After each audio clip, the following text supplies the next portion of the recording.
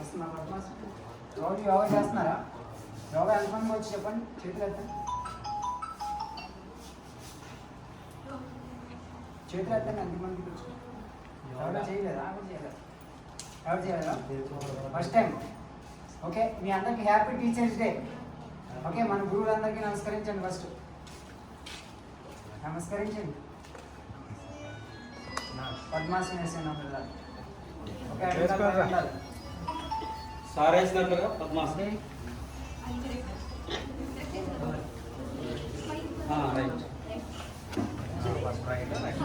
అరే నువ్వు కొంచెం బ్యాక్ ఇలా ఉండు, కొంచెం కాలు దగ్గర కాలు స్ట్రైట్, సిట్ స్ట్రైట్. ఇలా కూర్చోండి, ఇలా కూర్చోండి. స్ట్రైట్ స్ట్రైట్గా కూర్చోండి అందరూ.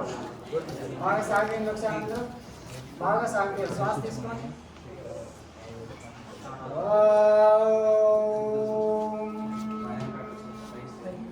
చెప్పండి.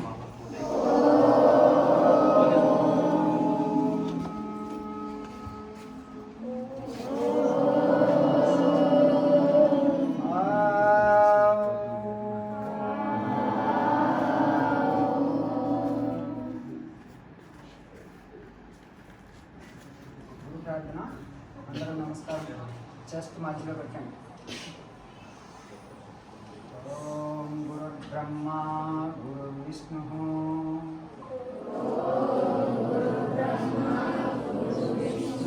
గురుదేవో మహేశ్వర గురు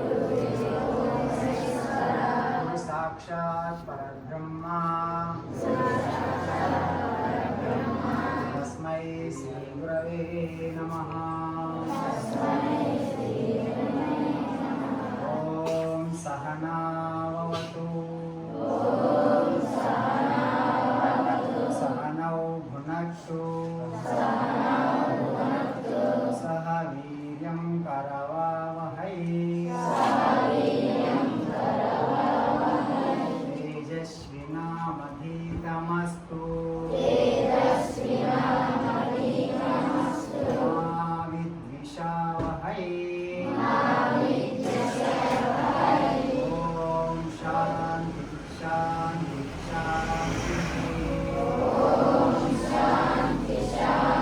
శాంతి. జ్ఞానాన్ని ఇస్తున్నటువంటి గురువులందరూ కూడా హృదయపూర్వకంగా నమస్కరించండి. పరమ గురువుని పరమాత్మకు నమస్కరించండి. కృతజ్ఞతా భావంతో ఇప్పటి వరకు మీకు ఎవరైతే గురువులు బోధించబోతున్నారో వారందరికీ కూడా పాదాభివందనం చేయండి. ఈరోజు టీచర్స్ డే సందర్భంగా మనం ఒకసారి గుర్తు తెచ్చుకొని వారందరికీ కూడా నమస్కరించండి. మొదటి గురువు అయినటువంటి తల్లికి, మనకి జన్మనిచ్చిన తల్లికి, తండ్రికి నమస్కరించి శిరస్సు వంచి గురుదేవుడు అందరికీ కూడా నమస్కరించండి. రెండు చేతులు బొట్టన వేళ్ళు తలకు మధ్యలో తాకించి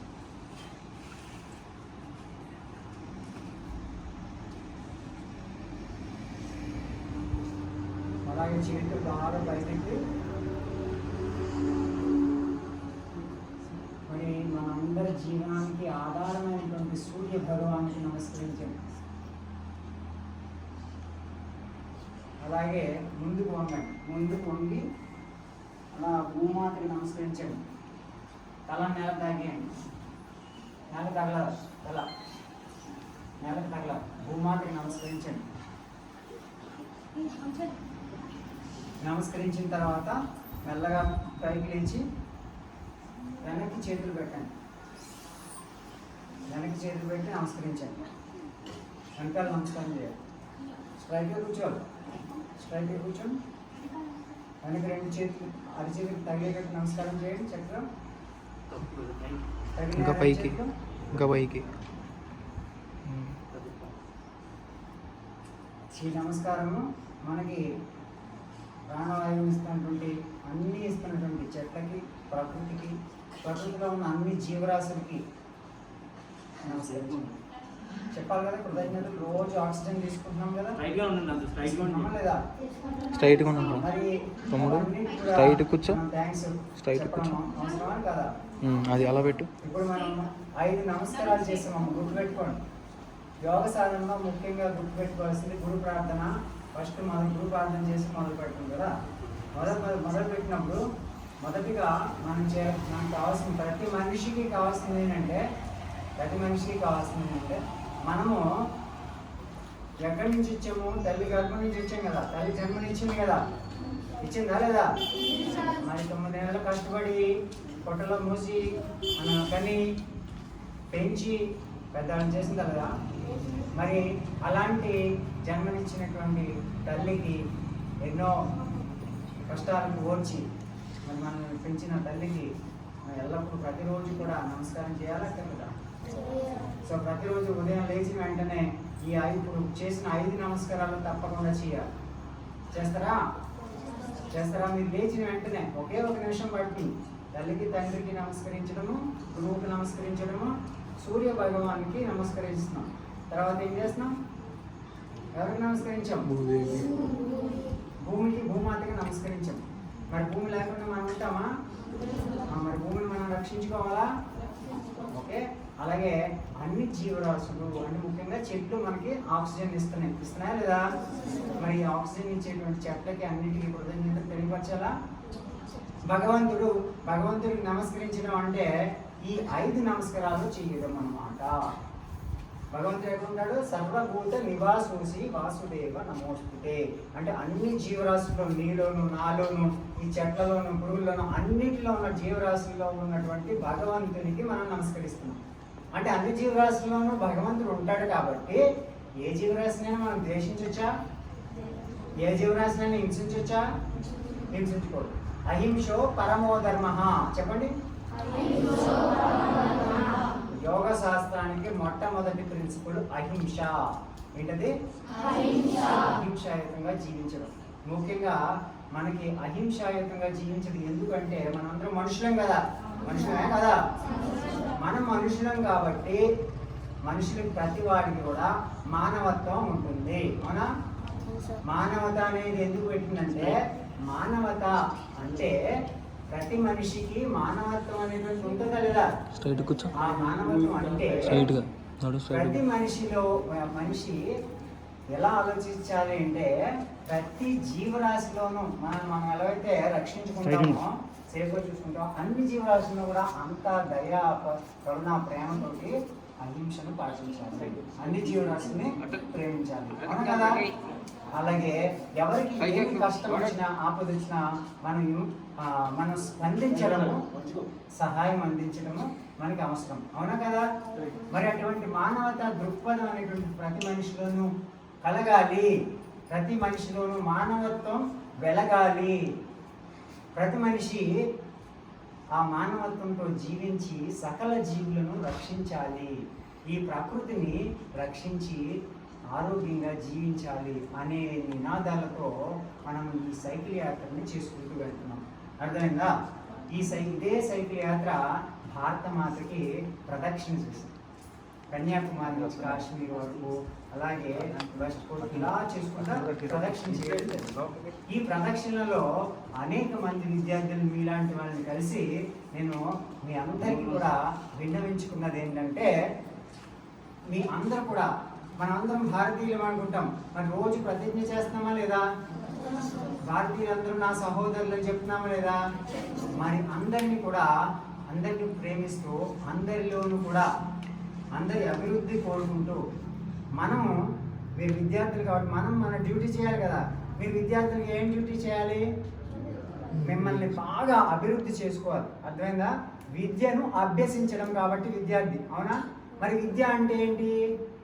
విద్య అంటే సంపూర్ణమైనటువంటి వ్యక్తిత్వ వికాసము. విద్య అంటే కేవలం ఏదో పుస్తకాలు చదవడం ఒకటే విద్య కాదు. అర్థమైందా? సో కాబట్టి ఏంటంటే, మనము పుస్తకాలను, అన్ని లాంగ్వేజెస్ని, మ్యాథమెటిక్స్ని, ఇవన్నీ ఎలా చదువుకుంటామో అవన్నిటిని బాగా చదవండి, మీకు శ్రద్ధగా చదవండి. దానితో పాటు ముఖ్యంగా చేయాల్సిన పని ఏంటంటే, మిమ్మల్ని మీరు గొప్ప శక్తివంతులుగా, ఆరోగ్యవంతులుగా, దృఢవంతులుగా మహోన్నతమైనటువంటి వ్యక్తిత్వం కలిగినటువంటి వ్యక్తులుగా తీర్చిదిద్దుకోవాలి. తెచ్చుకుంటారా? ఓకే, దానికి కావాల్సింది ముఖ్యంగా మీకు కావాల్సింది అంటే మీ మైండ్ని పవర్ బాగా పెంచుకోవాలి. Body power and mind power ఎలా పెంచుకోవాలి? ఎలా పెంచుకోవాలి body power mind power? Body power అంటే నువ్వు రోజు రన్నింగ్ చేస్తే బాడీ పవర్ పెరుగుతుంది కదా, పెరుగుతుందా లేదా? మరి మైండ్ పవర్ ఎలా పెరుగుతుంది? రోజు యోగ సాధన, రోజు బాడీకి మైండ్ని కూడా పవర్ ఇచ్చేటువంటి ఎక్సర్సైజ్ ఏంట్రా అంటే యోగా అన్నమాట. అర్థమైందా? మరి రోజు యోగా చేస్తారా అందరూ? చేతులెత్తండి ఎంతమంది చేస్తారో. Very good, congratulation.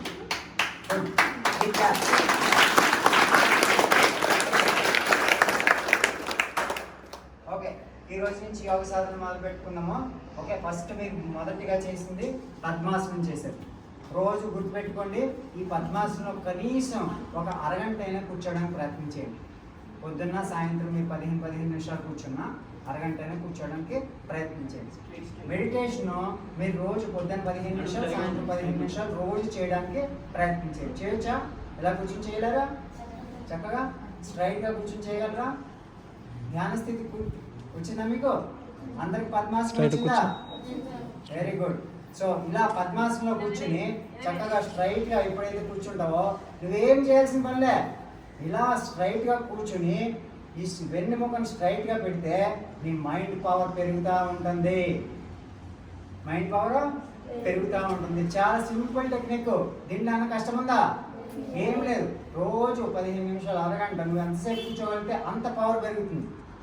నువ్వు అలా కూర్చుని కళ్ళు మూసుకుని ఏ ఆలోచనలు ఆలోచించకుండా ఏకాగ్రత కాన్సన్ట్రేషన్. ఏంటి చెప్పండి వెనకల? ఏంటి కాన్సన్ట్రేషన్? మీరు ఇందులో గుర్తుపెట్టుకోండి, పద్మాసనంలో ఎప్పుడు కూడా ముందు కుడి కాలు పెడతారు, తర్వాత ఎడమ కాలు ఉంటుంది. పైన ఏం కాలు ఉంది? ఎడమ కాలు పైన ఉండాలి. అందరికీ ఉందా? ఎడమ కాలు పైన ఉందా? ఎడమ కాలు పైన ఉందా? నీకు పైన ఉండాలి. అర్థమైందా?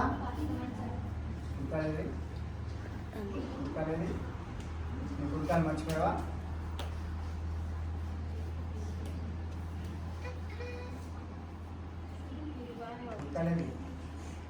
మర్చిపోయావా? అదే కుడికాలు, ఇదే కుడికాలు, అది ఎడమ కాలు. అది ఎడమ కాలు పైన పెట్టావు. అది గుడ్. అందరూ బాగా చేశారు కదా? ఎడమ కాలు పైన ఉంది కదా? ఓకే. సో ఇలా కూర్చున్నప్పుడు ఏమవుతుందంటే ఇక్కడ అంతా బాగా ప్రెస్ అయింది కదా, మంచిగా యాక్టివేట్ అవుతుంది అనమాట. స్పైనల్ కార్డ్ నుంచి మంచి ఎనర్జీ ఫ్లో అవుతుంది. సహస్రార చక్రం అంటారు. ఏమంటారు? పైన ఏమంటారు? ఈ సహస్రార చక్రానికి ఎనర్జీ ఫ్లో అంతా ఎనర్జీ పైకి వస్తూ ఉంటుంది అనమాట. ఇలా పైకి ఎంతసేపు నువ్వు ఫ్లో చేయగలిగితే అంత గొప్ప మైండ్ పవర్ వస్తుంది. అర్థమైందా? అందుకనే మనకి గొప్ప మహానుభావుడు స్వామి వివేకానంద అని చెప్పుకుంటాం కదా, మహాత్మా గాంధీ ఎందుకు చెప్పుకుంటాం? వాళ్ళు ఎంతో గొప్ప సాధన చేసిన ఉన్నారు అనమాట. అర్థమైందా? మరి అలాంటి సాధన మీరు చిన్నప్పటి నుంచి చేసినట్టు, ఇప్పటి నుంచి చేసినట్టయితే కనుక మీరు కూడా అలా మహాత్ములుగా గొప్పవాళ్ళుగా తయారవ్వగలరు అన్నమాట. అర్థమైందా? సో కాబట్టి మనం చేస్తారా? సో రోజు తప్పకుండా యోగ సాధన చేయండి. కరోనా అలాంటివి ఏవి కూడా మనం జరిగి కూడా చేరం యోగ సాధన చేస్తే. అర్థమైందా? అంత గొప్ప టెక్నిక్ అండి యోగా. మనల్ని అన్ని వ్యాధులకి దూరంగా ఉంచుతుంది. దాంతోపాటు ఏం చేస్తుందంటే రక్షణ కల్పిస్తుంది. శారీరకంగా, మానసికంగా, ఆధ్యాత్మికంగా ఆరోగ్యాన్ని ఇస్తుంది. అంతే, సంపూర్ణ ఆరోగ్యం మనకి ఇచ్చేస్తుంది. అర్థమైందా? ఓకే, ఇప్పుడు అందరూ లేచి నిలబడండి చక్కగా. ఒకేసారి లేకుండా మెల్లగా. ఓకే, తెచ్చారు కదా?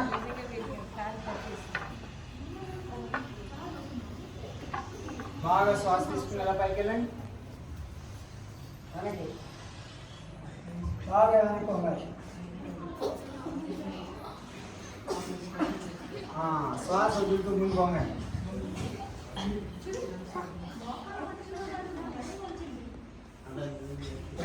ఉంచకూడదు. తల తీసుకెళ్ళి మోకాళ్ళ మీద పెట్టాలి. రెండు కాళ్ళు దగ్గరగా ఉండాలి. పాద హస్తాసనము. రెండు కాళ్ళు దగ్గరగా పెట్టాలి. దీని పేరేంటి? పాద హస్తాసనం. రెండు కాళ్ళు దగ్గరగా పెట్టాలి. రెండు కాళ్ళు దగ్గరగా. ఓకే, రెండు కాళ్ళు దగ్గరగా ఉంచండి. కాళ్ళు దగ్గరగా ఉండాలి, మోకాళ్ళు స్ట్రైట్ గా ఉండాలి. తల తీసుకెళ్ళి మోకాళ్ళు తగిలించడానికి ప్రయత్నం చేయండి. ఓకే, ఎవరికైతే బాగా వచ్చిందో వాళ్ళకి మంచి ప్రైజ్ ఇస్తున్నాను. ఓకే,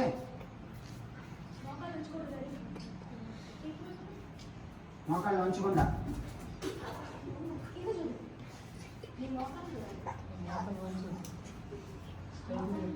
మోకాళ్ళను పట్టుకో.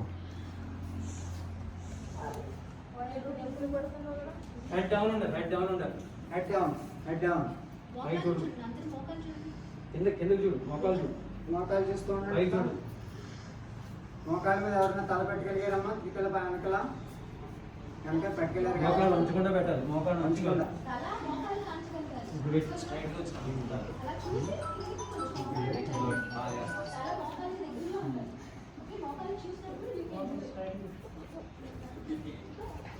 కాళ్ళు ఉంచుకో. కాలు స్ట్రైట్ పెట్టు. కాలు స్ట్రైట్ పెట్టు. కాలు స్ట్రైట్ పెట్టండి. కాలు స్ట్రైట్ పెట్టండి. కాలు స్ట్రైట్ పెట్టండి. Very good. కాళ్ళు స్ట్రైట్గా పెట్టాలి. ముందుకెళ్ళమ్మా. స్ట్రైట్ పెట్టు. Very good. స్ట్రైట్గా కాలు స్ట్రైట్.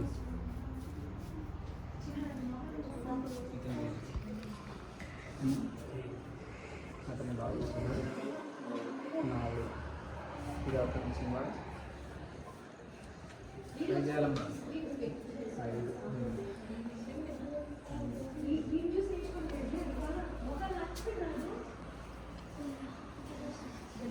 ఓకే, దీన్ని పాద హస్తాసనము అంటారు అనమాట. కనీసం 1 నిమిషం రోజు ఉండాలి. మళ్ళీ మెల్లగా చేతులు శ్వాస తీసుకుంటూ పైకి ఎత్తండి. శ్వాస తీసుకుంటూ పైకి రావాలి. స్లోగా పైకి లాగండి. శ్వాస తీసుకుంటూ మెల్లగా పైకి వచ్చి వెనక్కి వంగండి. ఇది హస్త ఉత్తానాసనము. పైకి పైకి చూడండి. చేతి వెనక్కి వెళ్ళి చేతులు బాగా సాగదీయాలి. పైకి పైకి వెనక్కి వంగాలి. వెనక్కి వంగాలి. ఇంకా అర్ధ చక్రంగా ఉంటుంది అనమాట. చూడండి వెనక్కి చక్కగా.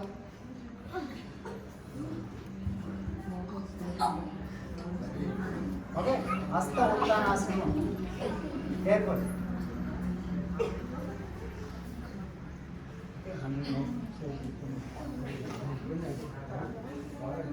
కావాలి